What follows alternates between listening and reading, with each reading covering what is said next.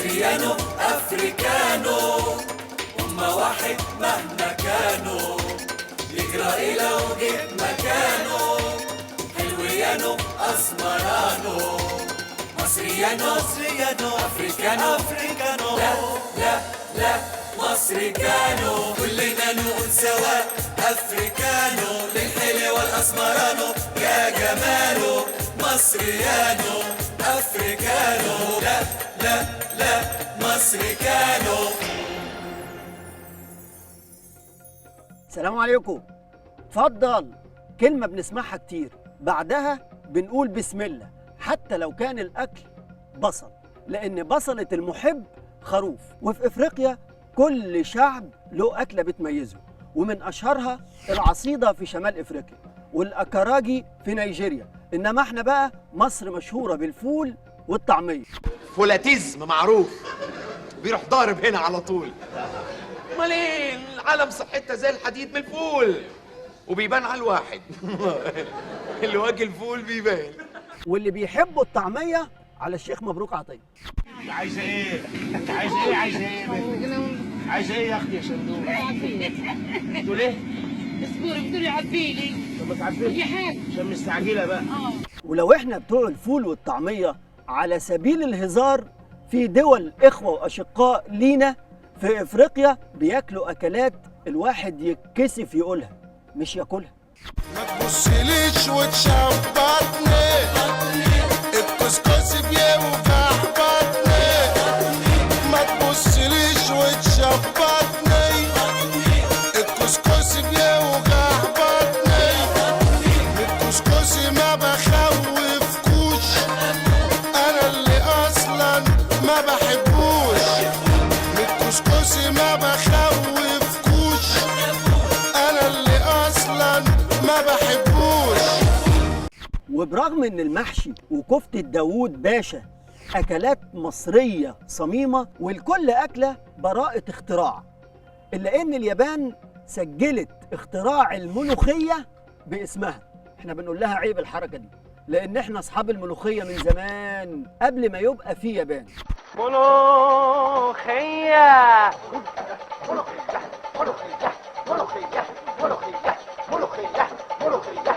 ايه la ملوخيه ايبا بطاطا ملوخيه. وزي ما في دول بتاكل عشان تعيش، في دول تانية بتعيش عشان تاكل. انت ما تعلمش يا معلمش عشان يطولوا وينعموا وينضفوا ويسيحوا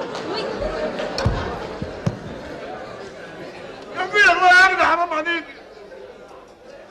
ده انا زوري وسع من كتر الاكل. احنا لما بنيجي في كل مناسباتنا بناكل. في عاشوراء بناكل، شم النسيم بناكل، مولد النبي بناكل، راس السنة بناكل، عيد الأم، المولود، العيد الكبير، العيد الصغير. أي عيد وأي أجازة بنستغلها عشان ناكل. طول ال11 شهر بنعبي في كيس المعدة، ونيجي في الشهر الوحيد شهر الصيام نريح بقى، نهدي المعدة. وطبعا ما بيجيتش حد، احنا صايمين بقى. رئيس مجلس الوزراء ترأس اجتماع لاستعراض موقف السلع الأساسية والإجراءات التي يتم اتخاذها لضبط الأسواق استعدادا لشهر رمضان المعظم. وفي شهر الصيام بنقول بقى هنخفف، ودول وجبتين بس، فطار وسحور. عند أذان المغرب كل الأبواب بتتقفل وبيتفتح باب التلاجة لغاية الفجر. ايه ده؟ ما كلتش رز، ما كلتش رز. كله بكره. وفي ليلة القدر في ناس بترفع ايديها بالدعاء وناس بترفع ايديها بالسجاط. مش دي، لا دي.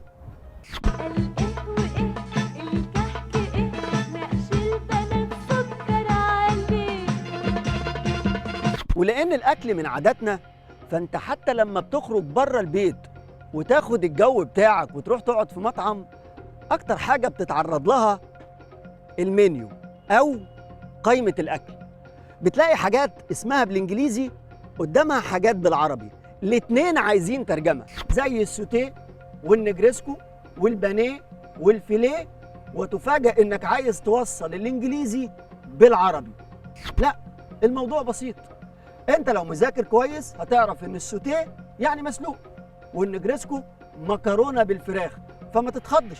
وفي الحاله دي حاول ترمي ودانك على اي ترابيزه جنبك وتلقط منها اسم او اتنين وتطلبهم وزي ما يجوا. انما لو لقيته بيقول شاليمو لو سمحت، بلاش تحط التاتش بتاعك وتطلب 2 شاليمو بالبيض لو سمحت. ولو جالك الشاليمو اوعى ترميه، لان في ناس تانية استخدمته استخدام تاني.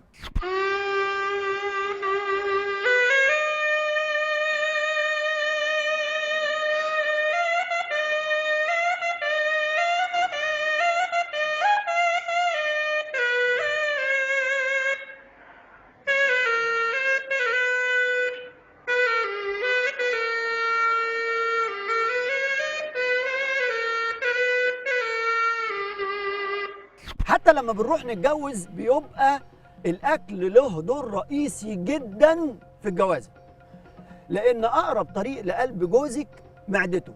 حماتك بتعزمك وبعدين تطبخ الأكل وتقول لك إيه رأيك في أكل خطيبتك؟ ايه ده يا هاني؟ كرنب. كرنب؟ عاملاه يعني بنفسك؟ ايوه طبعا انا اللي عاملاهولك، ده انا حشيه صبع صبع. صبع صبع؟ لكن لما بتتجوز ما بتلاقيش أكل خطيبتك، بتلاقي أرقام الدليفري اتلزقت على التلاجة. ميرسي يا حبيبتي، ربنا يخليكي ليا.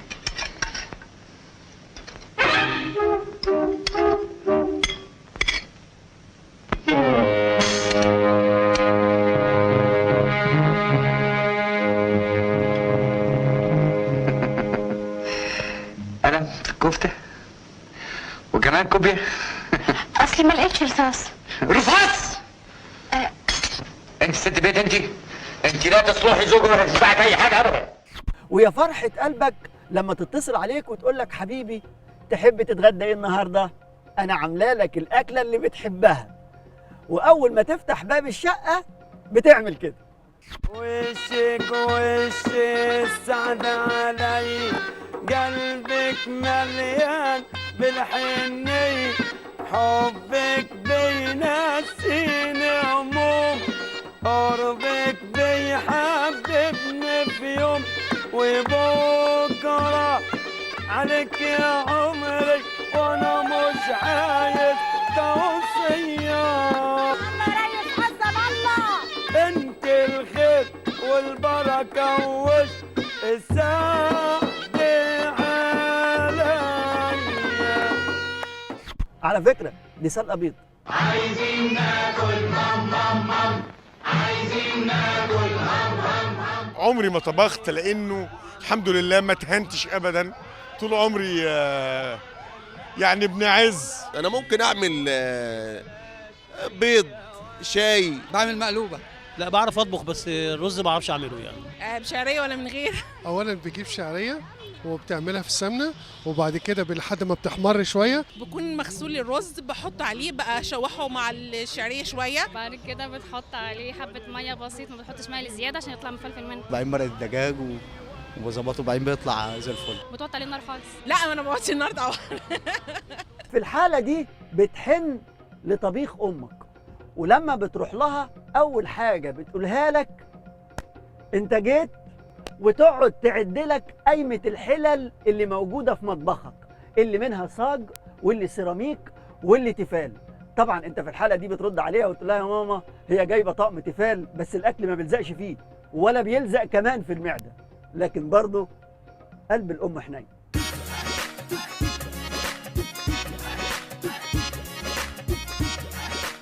ده اكل ماما طبعا. امي الله يرحمها. الله يرحمها، امي كانت في الاكل ما فيش زيها. والله الاتنين كويسين الحمد لله يعني. لا اكل امي. الحاجة ليها طعم تاني مختلف عن أي حد. هي اتعلمت من امي يعني. بص اكل الام انا احس بطعمه من قبل ما اروح له. حتى العيش في افريقيا انواع. العيش البلدي وده معروف في كل افريقيا، مليان معادن وحديد وسجاير وفوسفور وكل الحاجات الجميله دي. انا عايز اكل عيش من اللي كل الناس بتاكله. بعد الشر عليك يا ريس. العيش العيش اللي نازل لحضراتكم ده عيش بلدي مدعم جاي من فرن في مصر القديمة. احنا لازم ناكل من اللي شعبنا بياكله. جاي تلاقوا في الأكل أشياء غريبة، بس زي الشعب ما بيستحملنا وبيحبنا وبيبلع لنا الزلط، احنا كمان لازم نحبه ونبلع له الزلط. ومن كتر تدقيق الحكومات مع الدقيق الرغيف بيضيق، وبعد ما كنت بتقيس الطول في العرض يديك المساحة، دلوقتي يديك العافية لو شفته، لغاية لما وصلنا للرغيف الكبسولة، لكن لسه في أمل. رغيف عيش اهو بشلن ب5 قروش زي الفل. ده بسكويت يا جماعة مش عيش. اتفضل يا حاجة دوقي. دوقي يا حاجة. دوق يا معلم. دوق ما يهمكش. هو ايه المشكلة في ايه؟ الواد اللي بيشتري العيش وموديه لامه بياكلوا قبل ما يروح بيتهم، امه تساله لا مليان مسامير ومليان ازاز. يا جماعه هي دي المشكله. على فكره اللي بيحصل ده مش طبيعي. الشعب المصري، الدوله المصريه اللي فيها المواطن المصري بجنيه ياكل ويشرب الصبح. لا مش للدرجه دي، حتى البرامج التلفزيونيه ما بقتش تحلى غير بالاكل. تلاقي في كل برنامج مطبخ. عشان تعمل خيار صغير ومحندق، عشان تختصر الوقت تعمل 2 مع بعض. الاثنين مع بعض تعملهم كده، او لو انت قدامك وقت يعني وعايز تتسلى وتغني اغنيه في المطبخ تقوم جاي ايه مقطعه واحده واحده. لو لقيت نفسك تعبان تقوم جاي مكمل كده هم هم هم هم. ده ايه الخيار. موضوع ان المطبخ يبقى في التوك شو والاكل، الموضوع ده قديم جدا والاثبات اهو. بتعمل الكحك ازاي؟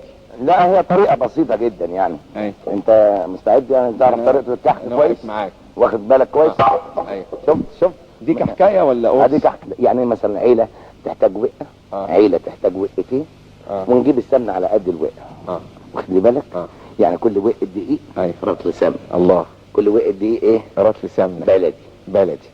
وبعدين تجيب بقى الدقيق تكون حاطه في الكحك. مش في الكحك، امال فين؟ كده انجر كده تحطه، وبعدين تحط عليه السمنه المغلي وتقلبه بقى المقصوصه تكلم وفي الاخر تحطه البيكنج باودر، معلقه بيكنج باودر وتقلبه كويس وتسيبه شويه فياخد خميره شويه.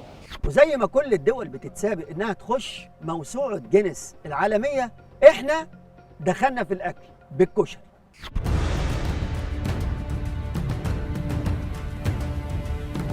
هذا الطبق بلغ ارتفاعه نحو 1.25 متر وعرضه نحو 10 أمتار. القائمون على تحضيره يستهدفون تحطيم الرقم القياسي في حجم الأكلة الشعبية المصرية الشهيرة الكشري. حتى لما أسعار الأكل غليت المطربين غنوا لها. هغني كل الأسعار ليك، ورق العنب ب4 جنيه والقلقاس 4 جنيه، ليمون وبطاطس نفس القصة كل دول ب4 جنيه. وبرغم من صعوبة الطبيعة لجيراننا اللي حوالينا إلا إنهم دايما بيرجعوا لها وبيطبخوا أي حاجة حتى لو كان قرد.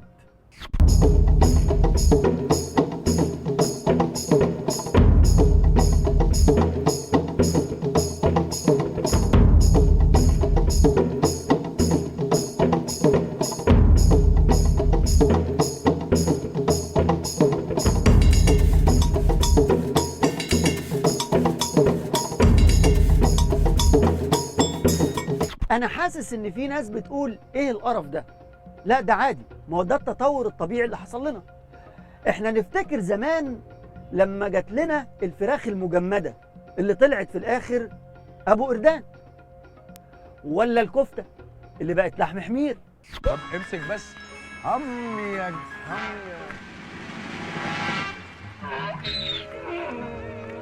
قدامي يا باشا، ده لحم خرفان مطبوح في المذبح. انت بتاكل الناس لحم حمير. الحمير دي بستعملها في الدليفري. بسميكوا اللي بتاكلوها دي لحم حمير. إنما على مستوى النباتات عشان يكفوا أكل العالم ده كله لجأوا للهرمونات، ودي كبرت كل حاجة. بدي ايدك يا ابراهيم بدي. امد ايدي على ايه؟ هو في حاجة؟ طيب ده البرتقان اللي كنا بناكله هناك، البرتقانة قد كده. يا سلام. وده ايه ده؟ مش ده؟ امال هيكون ايه؟ ده المشمش اللي كنا بناكله واحنا مسافرين، المشمشه قد كده. وده ايه ده؟ ده عنب. عنب؟ بس من تغفيلهم هنا بيسموه بطيخ. لازم نغير عاداتنا في الأكل، لأن في ناس تانية مش لاقية تاكل.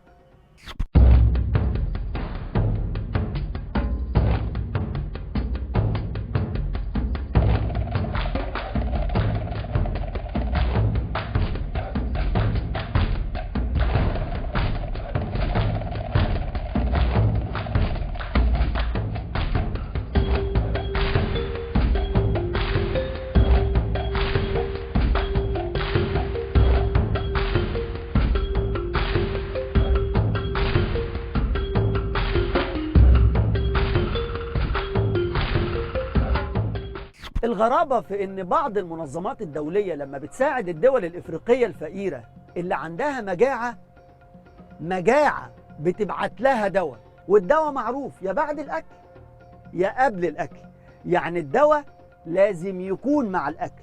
احنا بنقول للمنظمات الدولية دي لما تساعدوا دول عندها مجاعة ابعتوا لها دواء وأكل وصابون.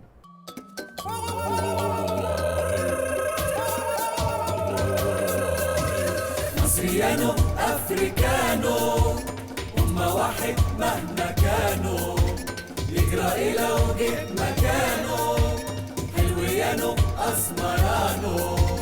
مصريانو افريكانو مصريانو افريكانو لا لا لا مصري كانوا.